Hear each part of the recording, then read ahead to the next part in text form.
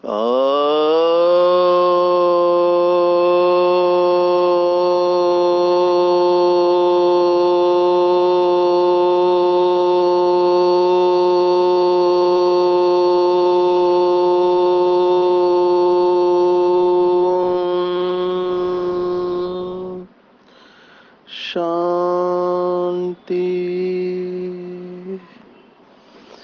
आज 5 जनवरी 2023 भारत में सद्गुरुवार है।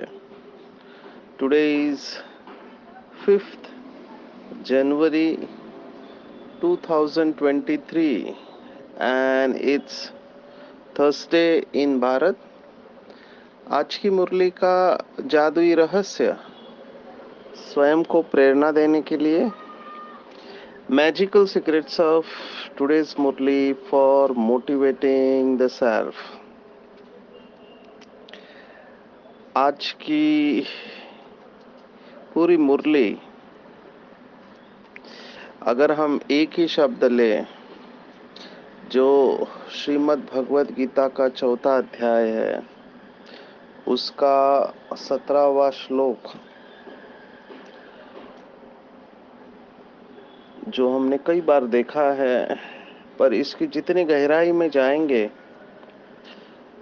उतना उतना हमारी अवस्था सूक्ष्म और श्रेष्ठ होती जाएगी। कई बार बाबा के बच्चे उतना गहराई में जाते नहीं हैं, या फिर जाते हैं लेकिन अटेंशन नहीं रखते हैं। और जो बाबा ने संडे की मुरली में कहा था कि पता नहीं फिर ऐसा क्यों हो जाता है कि चाहते नहीं है, फिर भी ये जो भाषा इस्तेमाल करते हैं कि हम चाहते नहीं है, फिर भी हो जाता है, परवश हो जाते हैं, क्योंकि इस शब्द के ऊपर अटेंशन नहीं है।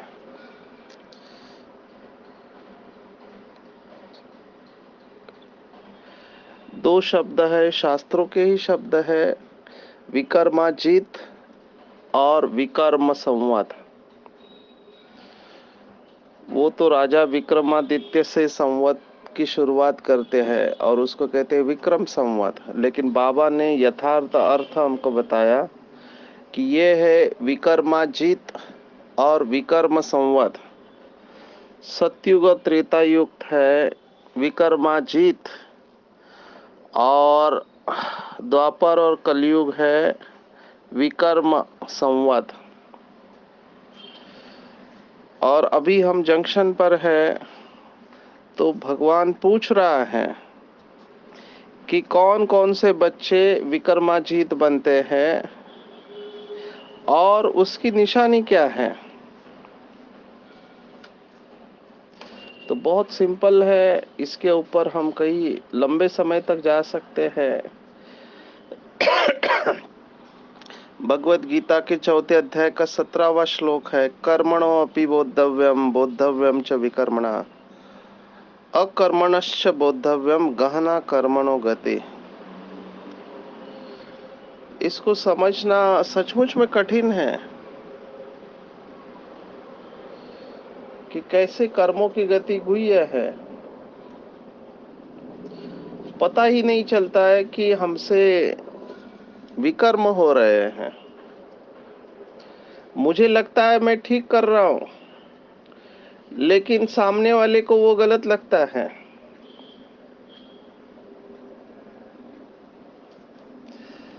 तो क्राइटेरिया क्या है? हम विहासा का जब एक्सरसाइज लेते हैं उसमें कंपैशन मॉड्यूल है। कंपैशन माना करुणा,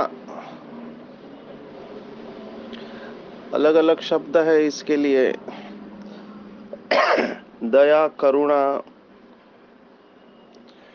अनुकंपा, सहानुभूति, रहम, तो इस कंपैशन मॉड्यूल में एक एक्सरसाइज आते हैं जहाँ पे कुछ लोग अटक जाते हैं, वो है मिस्टेक्स एंड फॉरगिवनेस, माना गलती और क्षमा।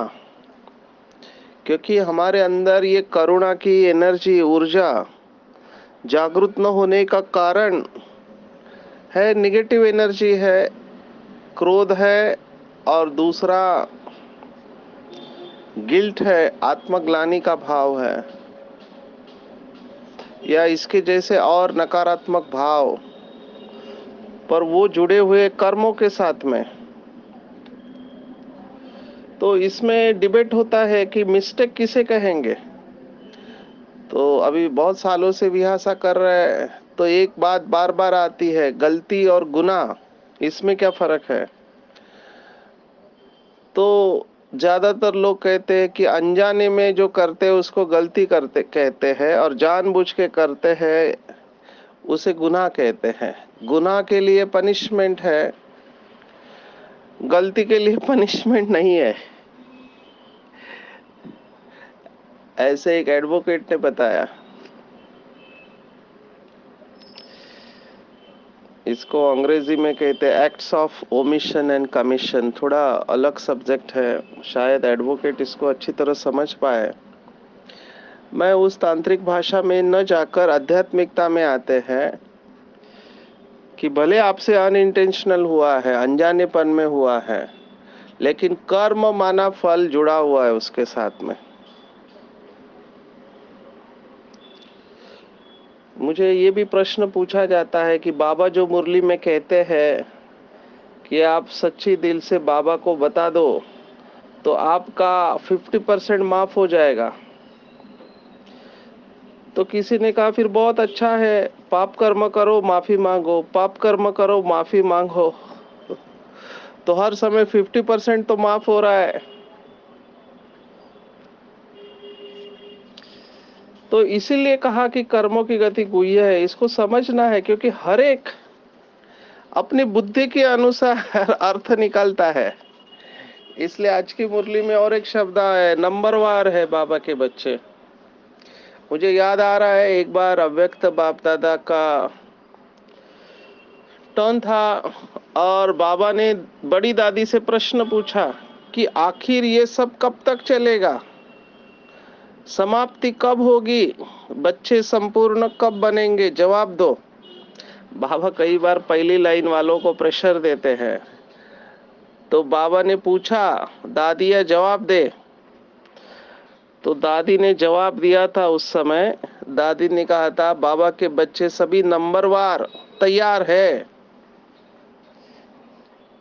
तो बाबा भी मुस्कुराया था। अगर आप इस नंबरवार शब्द को देखो तो लास्ट तक ये रहने वाला है, नंबरवार। इसको दूसरा शब्द है राजधानी। ये राजधानी शब्द या नंबरवार शब्द बहुत पावरफुल है। अगर विकर्म से हमको बचना है, खास करके उन लोगों के लिए जिनको बहुत गुस्सा आता है जब कोई गलती करता है, तो हम जब एंगर का सेशन लेते हैं तो उसमें हम कहते हैं anger is punishing yourself for someone else mistake. दूसरा गलती कर रहा है और आप अपने आप को सजा दे रहे हैं, तो अपने आप को क्यों सजा देने का।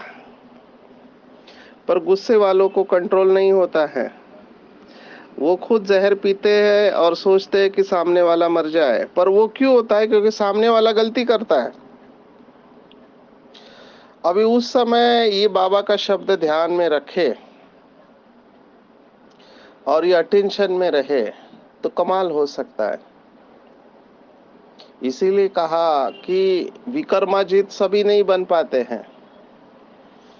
बाबा ने आज ये प्रश्न ही पूछा है, तो बाबा ने कहा विकर्माजित कौन बनते हैं, जो कर्म अकर्म और विकर्म की गति को जान श्रेष्ठ कर्म करते हैं। समझो किसी ने गलती किया, फिर वो आपका बच्चा हो, छोटा या बड़ा हो। कई बार छोटों को हम माफ कर देते हैं, लेकिन बड़ों को माफ करना कठिन होता है। कई बार अज्ञानियों को माफ कर देते हैं, लेकिन ज्ञानी आत्मा गलती करता है तो माफ नहीं करते हैं। छोटा हो, बड़ा हो, ज्ञानी हो या अज्ञानी हो, गलती गलती होती है। इनफैक्ट ये प्रश्न बाबा के पास भी गया। देखो माया कैसे काम करती है। बाबा को पूछा कि बाबा, जो महारथी है, माना जो सेवा के लिए निमित्त है, बड़े बड़े पोस्ट पर है, वो भी गलतियां करते हैं, तो हमने गलती की तो क्या हुआ? ये प्रश्न बाबा को पूछा गया। एक बार एक महारथी का क्लास चल रहा था। अभी वो क्लास था, क्रोध के ऊपर था। तो कुछ आत्माएं बैठकर मजाक उड़ा रही थी कि ये लोग खुद क्रोध करते और क्रोध के ऊपर क्लास क्या कराते, कौन सुनेगा। तो बाबा ने उस प्रश्न का जवाब दिया। बाबा ने कहा कि जब महारथी गलती करते हैं तो उस समय महारथी नहीं है। बाबा ने एक्सेप्ट किया, उस समय वो महारथी नहीं है। लेकिन बाबा ने फिर ऐड किया कि महारथियों का निश्चय का फाउंडेशन पक्का है, और बाबा उनका बहुत काल का अभ्यास देखकर उन्हें एक्स्ट्रा मार्क देकर पास करा देगा और आप लोग देखते रह जाओगे। तो बाबा ने दोनों को इशारा दिया, महारथियों को भी इशारा दिया, और जो महारथियों के कमजोरी को अपनी ढाल बना रहे हैं उनको भी इशारा दिया। इसलिए बाबा ने कहा है, कर्म, अकर्म और विकर्म समझना बहुत मुश्किल है। ये क्यों भगवत गीता में आया है? क्योंकि समझता ही नहीं कि हम गलती कर रहे हैं। ये जिद्द और सिद्ध करने का स्वभाव बहुत विघ्न क्रिएट करता है। ये ईगो होता है। ईगो को हमने देखा है कंट्रोल करने की कोशिश करना, कंट्रोलिंग नेचर, दूसरों को कंट्रोल करने की कोशिश करना अपने पोस्ट, पोजीशन और पावर का इस्तेमाल करके, अपने आप को डिफेंड करना कि कैसे मैं राइट हूं, या अप्रूवल का नीड। ये सब ईगो के गेम्स है। ईगो खेल खेलता रहता है और हमको पता ही नहीं चलता कि इसको देह अभिमान कहते हैं। यही इसकी बहुत बड़ी क्या कहे चाल है माया की। बाबा ने शब्द इस्तेमाल किया एक मुरली में, माया की जजमेंट है ये। माया भी जजमेंट देती है और वो जजमेंट राइट बताती है कि ऐसा ही होना चाहिए। इसलिए कहा विकर्माजित सभी नहीं बनते हैं। और अगर विकर्म हुआ है तो उसका प्रूफ क्या है? तो कर्म कूटने पड़ेंगे। और व्हाट इज कर्म कूटना? कर्म कूटना माना आत्मा अपने ओरिजिनल स्वरूप में नहीं है, वो कर्म कूटना हो गया। तो आत्मा का ओरिजिनल स्वरूप क्या है? सुख स्वरूप है। आत्मा आनंद स्वरूप है। आत्मा शक्ति स्वरूप है, प्रेम स्वरूप है। तो जब इन सभी रूपों में नहीं है, इसका मतलब आप अपने ओरिजिनल स्टेज से नीचे आ गए। जब हम मुरलियों का स्टडी करते हैं तो डेप्थ पता चलती है कि बाबा समान बनना क्यों मासी का घर नहीं है। आज ये बात आई है इसलिए मैं उस बात को टच कर रहा हूं। बाबा ने एक मुरली में कहा था कि देहधारी को, अभी हम दिन भर में कितने देहधारियों से मिलते हैं, तो देहधारी को देहधारी समझकर बात करना, ये भी कौन से कैटेगरी में आएगा? तो बाबा ने कहा सूक्ष्म विकर्म, क्योंकि आपकी नजर देह के ऊपर है।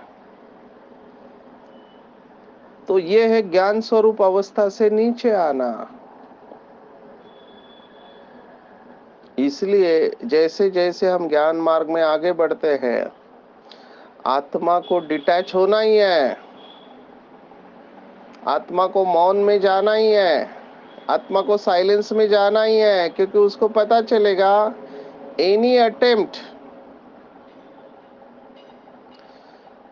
of proving yourself that you are right, कोई भी आपकी चेष्टा जो आप सिद्ध करने जाते हो वो आपके द्वारा विकर्म करा सकती है। इशारे को इशारे से ही समझ लेना चाहिए। तो मैंने अव्यक्त बाप दादा को बहुत बार देखा है, तो अव्यक्त बाप दादा को बहुत क्लोजली ऑब्जर्व करेंगे तो देखेगा कि बाबा बच्चों को कितना रिगार्ड देकर बात कर रहा है। बाबा बोल रहा है और हम सब सुन रहे हैं, पूरे विश्व में मुरली चल रही है और कोई बाबा की बात को रोक रहा है, दिखाई दे रहा है, लेकिन बाबा बिल्कुल शांत।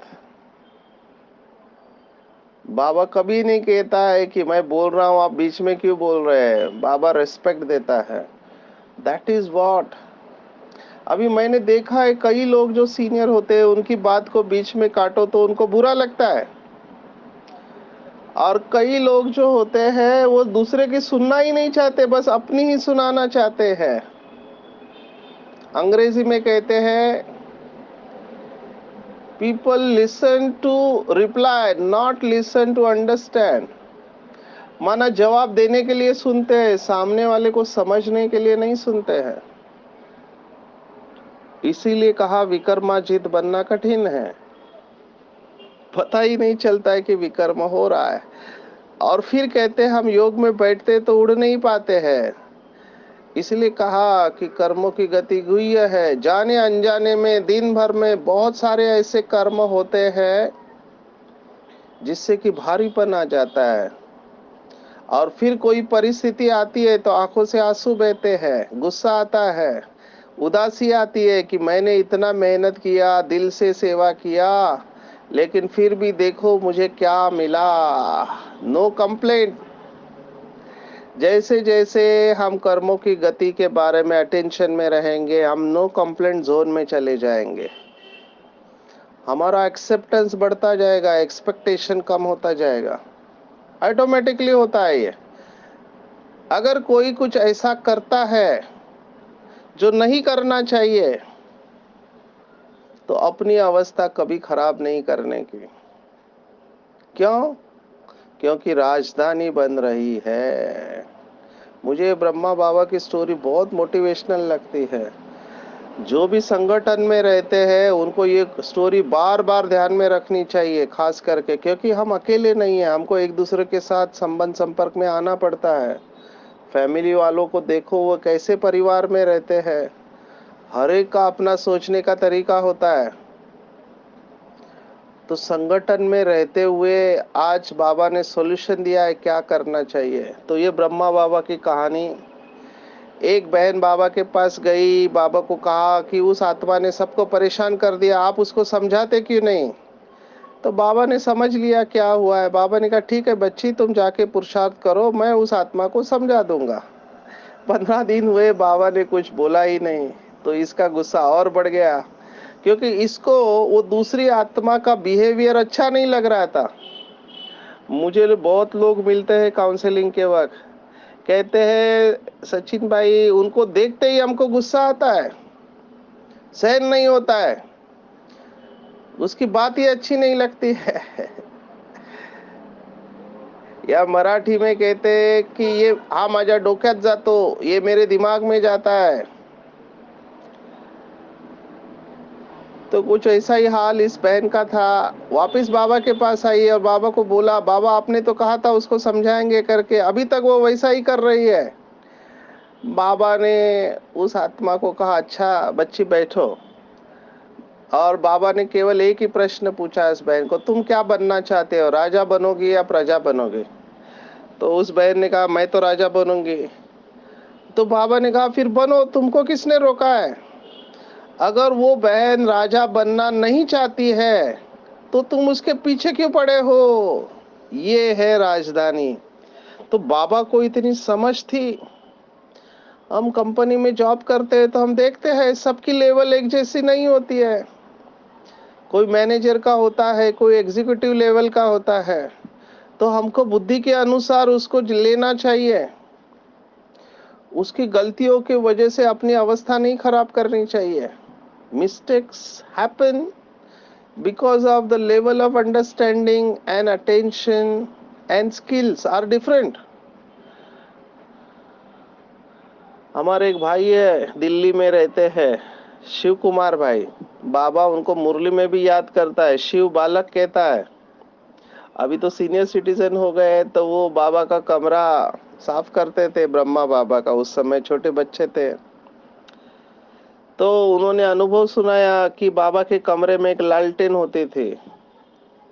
वो लालटेन को साफ करते समय उन्होंने तोड़ दिया। तो बाबा आए, बाबा ने देखा लालटेन टूटी है। तो बाबा ने केवल एक ही शब्द कहा, अच्छा बच्चे, अगली बार ध्यान रखना। तो मजे की बात है, दूसरे दिन दूसरी लालटेन आई और दूसरे दिन फिर से साफ कर रहा है, दूसरे दिन फिर से टूट गई। फिर बाबा ने देखा, बाबा ने एक ही बात की, अच्छा बच्चे, अगली बार ध्यान रखना। तीसरे बार तीसरी लालटेन आई और उसकी वो भी तोड़ दी इस बच्चे ने, शिव बालक ने। बाबा आए, बाबा ने देखा, अच्छा बच्चे, अगली बार ध्यान रखना। वो हैरान हो गया, 3 बार लालटेन टूटी, लेकिन बाबा ने गुस्सा नहीं किया। बाबा ने केवल इतना कहा, अगली बार ध्यान रखना। उसके बाद उसने कहा, मेरे हाथ से कभी लालटेन नहीं टूटी।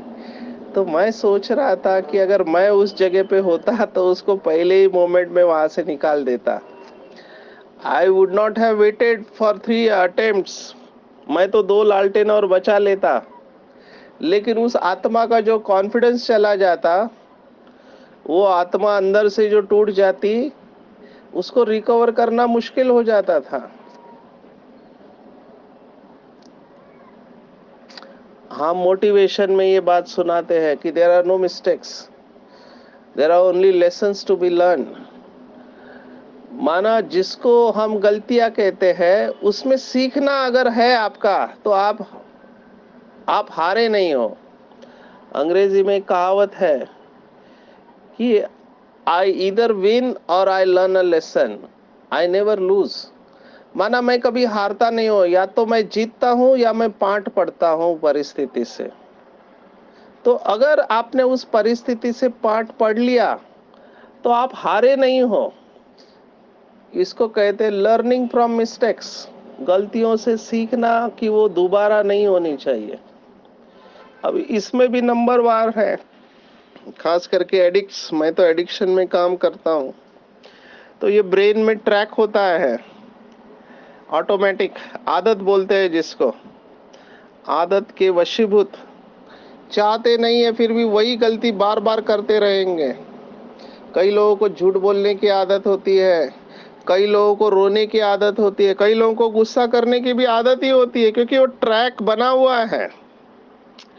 मुझे ये लेक्चर लेने में बहुत खुशी होती है। इसको कहते हैं न्यूरोप्लास्टिसिटी। ये अंग्रेजी शब्द है। इसका मतलब है हमारे ब्रेन में कुछ रास्ते बने हुए हैं। वो रास्ते की हमारे मस्तिष्क को इतनी आदत लगी हुई है कि उसी रास्ते पर चलता रहेगा जब तक आप नया रास्ता नहीं बनाओगे। तो इसको हम अंग्रेजी में कहते हैं रीवायरिंग ऑफ ब्रेन। आप नई आदत बना सकते हो। बाबा ने इसके ऊपर मुरली चलाई है, मुझे वो मुरली बहुत अच्छी लगी। बाबा ने कहा शायद अभी आएगी मुरली कुछ समय बाद, क्योंकि हमारी 93 की मुरलियां पूर्ण हो चुकी है, तो 94 की मुरली आएगी, तो उसमें ये मुरली आएगी। बाबा ने कहा था कि जो बच्चे कहते क्या करे, मेरा संस्कार ही ऐसा है, तो बाबा ने कहा संस्कार बनाने से बनाना। कोई बात आप बार बार करते हो तो वो संस्कार बनता है। तो ऐसे ही हर गुण और अपनी शक्ति को नेचुरल संस्कार बनाओ। हम एक्सरसाइज में बताते हैं कि कोई व्यक्ति कह रहा है मेरे को तो गुस्सा आता है, मुझे तो गुस्सा आता है, मेरे से तो सहन नहीं होता है। अभी 10 बार आप बोलोगे दिन भर में, मेरे से तो सहन नहीं होता है, मुझे तो बहुत गुस्सा आता है, तो आप क्या कर रहे हैं? अपने पैटर्न को पक्का कर रहे हैं, ब्रेन के ट्रैक को पक्का कर रहे हैं। वही होगा फिर। आप जो भी संकल्प करते हो, आपका अंतर्मन एक ही जवाब देता है, तथास्तु। आपका वो बिलीफ पक्का हो रहा है, मेरे से तो सहन नहीं होता है, मुझे तो बहुत गुस्सा आता है। ये बोलना नहीं चाहिए, क्योंकि आपका सबकॉन्शियस माइंड, अंतर्मन सुन रहा है। आपको ये कहना चाहिए कि मैं शांत स्वरूप रह सकता हूँ, मैं ऐसी अवस्था में भी शांत रह सकता हूँ, मेरे पास पावर है। बात हो गई तो मैंने वो ब्रह्मा बाबा की कहानी का थोड़ा सा एनालिसिस किया, तो मैंने कहा एक बार गलती हो गई तो उसके ऊपर क्या डांटना, उससे क्या सीखना चाहिए कि इस व्यक्ति को हम कैसे शक्ति दे ताकि ये गलती नहीं करे। तो उसको बात होने के बाद एक्सेप्ट ही करना होता है। अंग्रेजी में कहते हैं don't cry over the spilled milk. जो दूध बह के चला गया, आप उसको क्या करेंगे, जो बचा है उसका आनंद लो। तो बाबा कहते कर्म कूटना नहीं पड़ना चाहिए, माना नो पश्चाताप। इसको ही भगवत गीता ने कहा हुआ है, योग कर्मसु कौशलम, दूसरे अध्याय के 3 श्लोक बहुत इंपॉर्टेंट है, 47, 48 और 50। योग उसे कहते हैं जिनकी कर्मों में कुशलता है। दादी जान की किचन में गर्म पानी उठा रही है और उठाते समय थोड़ा पानी बाहर गिर जाता है। बाबा ने देखा और बाबा ने तुरंत कहा बच्ची का योग नहीं है, क्योंकि योग माना कर्मों में कुशलता, परफेक्शन इन एक्शन। बाबा ने देखो दादियों को कैसे तैयार किया है, इसको कहते परफेक्शन। तो कोई ऐसा कर्म नहीं हो जिसके लिए बाद में पश्चाताप करना पड़े। और मैं अभी देख रहा हूँ मेजॉरिटी आत्माएं पश्चाताप में हैं, उनका दिल खा रहा है लेकिन दिखा नहीं रहे हैं। ये जमा होते जाता है, गिल्ट फीलिंग अंदर आती है, अरे रे मेरे को गुस्सा नहीं करना चाहिए था, अरे रे मेरे को ऐसा बोलना नहीं चाहिए था, अरे रे मुझे ऐसा नहीं करना चाहिए था, फिर भी किया। तो उनको कर्म कुटना कहते हैं। तो इस बात के लिए इतना समय दिया। दूसरा सॉल्यूशन रिलेशनशिप्स में आज बाबा ने दिया है, वो है, मुझे बहुत पसंद है, ये कृष्ण की पर्सनालिटी है। अभी हम सातारा गए थे, वहाँ एक डॉक्टर ने यही प्रश्न मुझे पूछा, काफी वरिष्ठ डॉक्टर है। उन्होंने कहा हमारे दो दो हॉस्पिटल है, तो हमारे पार्टनरशिप में हॉस्पिटल है। अभी जो मेरे पार्टनर्स बोलते हैं मुझे वो बात अच्छी नहीं लगती है, तो उस समय क्या करने का तो बाबा ने उसका जवाब दिया है।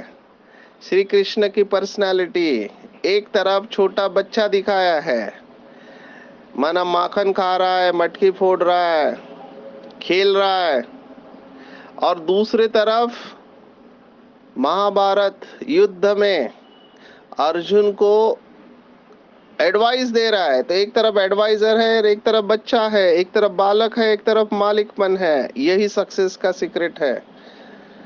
तो बाबा ने कहा, सॉल्यूशन दिया, जब कोई राय देनी है, प्लान सोचना है, कार्य करना है, तो मालिक होकर राय दो। और फिर जब मेजॉरिटी द्वारा या निमित्त बनी आत्माओं द्वारा कोई भी बात फाइनल हो जाती है, उस समय बालक बन जाओ।